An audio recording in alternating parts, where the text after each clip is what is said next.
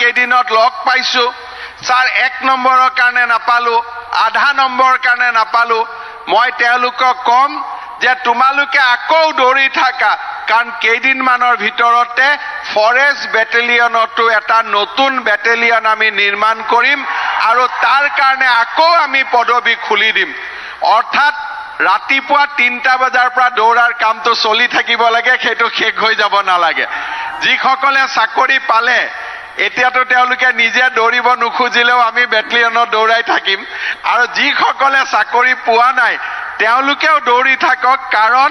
নতুনকৈ আকৌ আমি এটা বেটেলিয়নত নতুন বেটেলিয়ন এটা আমি নিৰ্মাণ কৰিবলৈ গৈ আছো আজি আমাৰ পুলিচ বিভাগত আমি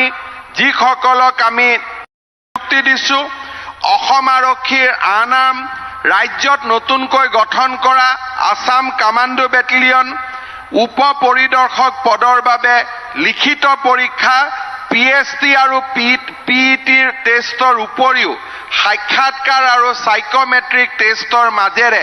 সকলো লৰা ছোৱালী আজি পৰীক্ষাত উত্তীৰ্ণ হৈ আমাৰ ইয়াত নিযুক্তি পত্ৰ লবলৈ উপস্থিত হৈছে ঠিক সেই ধৰণে আন বিভাগসমূহতো লিখিত পৰীক্ষাতে উত্তীৰ্ণ হোৱাৰ পিছত তেখেতসকলে আজি ইয়ালৈ নিযুক্তি ল'ব আহিছে আমাৰ বাবে অত্যন্ত আনন্দৰ কথা যে অসম চৰকাৰৰ বিভিন্ন ফাইলত আবদ্ধ হৈ থকা অনুকম্পামূলক নিযুক্তিও